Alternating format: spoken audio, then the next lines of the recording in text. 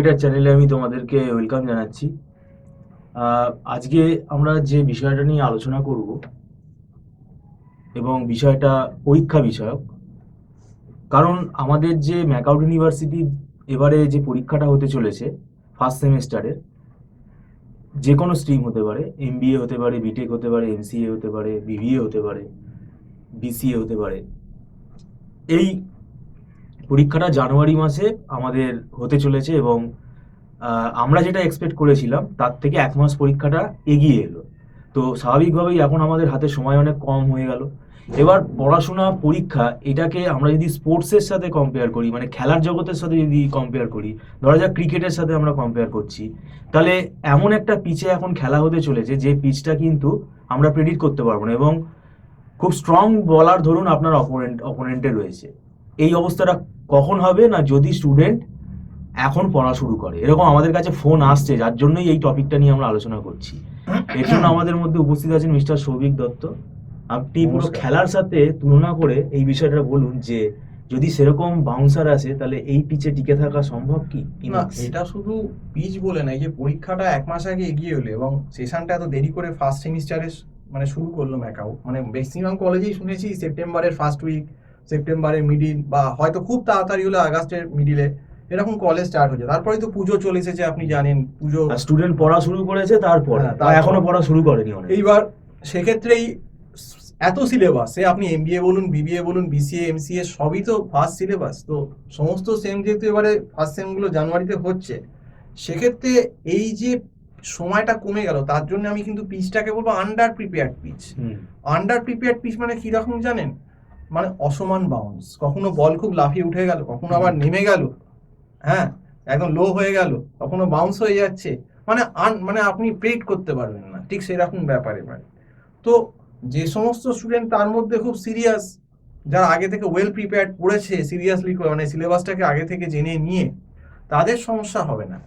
কিন্তু যারা ধরুন অনেক স্টুডেন্ট, যে আপনি বললেন আমাকেও ফোন করছে, এখন লাস্ট মোমেন্টে ফোন করছে যে আমি তো এখন বলেছি নিতে পারবো না, আমি তো পুজোর পর থেকেই নেওয়া বন্ধ করে দিয়েছি সমস্ত, আমি যেগুলো স্ট্রিমগুলো পড়াই এমবিএ বিবিএ এগুলো।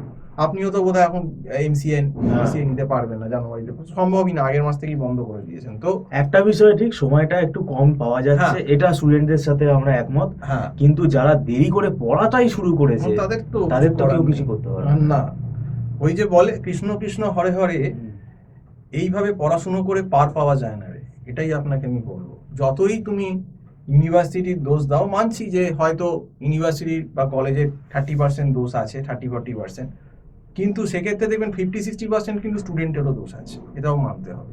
তারা যে প্রথম থেকে ইনিশিয়েটিভ নেয়নি এটা তো পরিষ্কার একদম বোঝাই যাচ্ছে। শুধুমাত্র সব দোষ আমি ম্যাকআউটের উপর চাপিয়ে দেবো সেটা ঠিক না। হ্যাঁ, কিছু হয়তো গাফিলতি মানছি যে ইউনিভার্সিটি কলেজের আছে, সেটা হয়তো দুটো ইউনিভার্সিটি কলেজ মিলে হয়তো 40% যদি গাফিলতি থাকে, আপনি জানবেন 50-60% গাফিলতি কিন্তু ম্যাকআউট স্টুডেন্টদের। তাদের অনেকেই কিন্তু, বেশিরভাগই এরা খুব ক্যাজুয়াল থাকে, প্রথম থেকে যদি পড়াশোনা করতো, একটু খোঁজ খবর করতো, সিলেবাস সম্বন্ধে তাদের একটু সদিচ্ছা থাকতো, তাহলে এরকম অবস্থার সৃষ্টি হতো না। তারা কিন্তু এই আনসার্টেন কন্ডিশন, যে পিচের কথা বলছিলাম, ঠিক ব্যাট করে বেরিয়ে যেত। আর যাদের টেকনিক ঠিক নেই, যারা বেসিক জানে না, কিছু পড়াশোনা করেনি, তাদের ওই হবে যে top order middle order collapse করে যাবে। এটা খুব স্বাভাবিক ব্যাপার। আমাদের যেমন টিমের বাইরে গেলে, আগে ইন্ডিয়ান টিম দেখতাম যে সৌরভ গাঙ্গুলির আগের সময় গেলে দেখবেন কোলাপস করে যেত পুরোপুরি। অস্ট্রেলিয়ায় গেলে সেই গাব্বার পিচে খেলা হচ্ছে, তখন তো মারাত্মক বাউন্সি পিচ আগে, তখন দেখতেন পুরো একদম সেই ইনিংস ডিফিট হচ্ছে বা হারছে। তো সেই রকম অবস্থা হবে, তো কি করা যাবে? এটা তো বাস্তব কথা। যে পড়বে না, পড়াশোনা করবে না, একে তো প্রথম কথা সিলেবাসটা অনেক বেশি মডিফাই করেছে, সেটা আমরা বারবার বলছি যে এটা সিলেবাসটা একটা স্টুডেন্টের কাছে লোড, এটা মানছি যে সিলেবাস যদি একটু কম হতো ভালো হতো, কিছুটা কম, কিন্তু যেহেতু এই সিলেবাসটাই করতে হবে, সেহেতু স্টুডেন্টদের অনেক বেশি সতর্ক হওয়া উচিত ছিল। কারণ আমাদের যেমন এমবিএ এর সিলেবাস ভয়াবহ, আপনার আরএম এর ভেতর আরএম, স্ট্যাটিস্টিক্স 1, স্ট্যাটিস্টিক্স 2, আরএম ঢোকানো আছে, প্রচুর সিলেবাস। ইকোনমিক্স এর ভেতর মাইক্রো ম্যাক্রো, অ্যাকাউন্টস এর পেপার, ল এর পেপার আছে আলাদা, ওই পেপার আছে। তো পড়াশোনা করতে হবে, পড়াশোনা না করে আমি শুধুমাত্র ম্যাকআউটকেই বলে দিলাম, এই যে কয়েকজন স্টুডেন্ট বলছেন এই ম্যাকআউট নাকি ইচ্ছে করে ফেল করে, আমি জানি না সত্যি মিথ্যে কি ব্যাপার, এগুলো তো ঘোরতর ভাবে অঙ্ক আছে, নিজে থেকে তো বানাতে পারবে সত্যি মিথ্যে নাকি ম্যাকআউট নাকি ইচ্ছে করে নাকি স্টুডেন্টদের ফেল করা, সেটা স্টুডেন্টরা বলছে, আর আমাদের কথা নয়। কমেন্ট বক্সে আপনি দেখতে পারেন অনেকেই স্টুডেন্টরা বলছে ম্যাকআউট নাকি মানে পয়সা পাওয়ার জন্য নাকি স্টুডেন্টদের ফেল করাচ্ছে, স্ক্যাম করছে। সেটা এখন যুক্তি তদন্ত সাপেক্ষ বিষয়, সেটা তো আমরা কিছু বলতে পারবো না কি হচ্ছে। কারণ দেখুন, আমরা সত্যি কথা বলতে ম্যাকআউটের কেউ নইও, বহু বছর আগে ম্যাকআউটে পড়াতাম, সে 2009-10-এর কথা, তখন অদৌ টিএমসিও আসেনি ক্ষমতায় পুরোপুরি। তো প্রথম কথা, আর এই যে এরা লিখছে নাকি আমরা নাকি টিএমসির সঙ্গে অ্যাসোসিয়েটেড, হাস্যকর ব্যাপার। মানে আমরা কোনো পার্টির সঙ্গেই কোনো অ্যাসোসিয়েশন আমাদের কোনো কিছু নেই। একদম সাধারণ লোক, এবং বিশেষ করে আমরা পার্টি থেকে নিউট্রালি থাকি। আমরা পার্টি পছন্দ, আমি ব্যক্তিগতভাবে পার্টি পছন্দ করি না। যেমন একদম সাধারণ আমরা নন পলিটিক্যাল লোক বলতে গেলে। তো জোর করে তো যা খুশি বলে চাপিয়ে দিলে তো হয় না, সত্যি সেটা নয়। এখন স্টুডেন্টদের হাতে একটা অস্ত্র হয়ে গেছে এই সমস্ত দুর্নীতি যেহেতু হয়েছে, এই সমস্ত দুর্নীতি দেখিয়ে স্টুডেন্টরা কি করে, নিজেদের দোষটাকে ঢাকার চেষ্টা করে। এটা অনেক স্টুডেন্টই করে, সবাই হয়তো, সব স্টুডেন্ট খারাপ না, কিন্তু কিছু স্টুডেন্ট এই সুযোগটাকে সদ্ব্যবহার করছে। যেহেতু এই পশ্চিমবঙ্গে স্ক্যামগুলো হয়েছে, তারা পরীক্ষা ঠিকঠাক না দিলেও, হ্যাঁ একটা দুটো এক্সেপশনাল কেস তো আপনাকে আগেও বললাম, হতে পারে যে হয়তো কোনো কারণে নম্বর খারাপ এসে গেল, সে খুব হয়তো 100টার ভিতরে একটা দুটো কেস এরকম হতে পারে। কিন্তু লাখ লাখ যদি স্টুডেন্ট বলছে নাকি এনারা ফেল করছে, কেন ফেল করবে?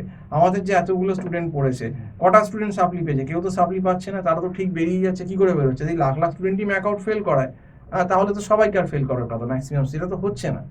তো সেখানেই প্রশ্ন। তো যাই হোক, সেটা তদন্ত সাপেক্ষ বিষয়।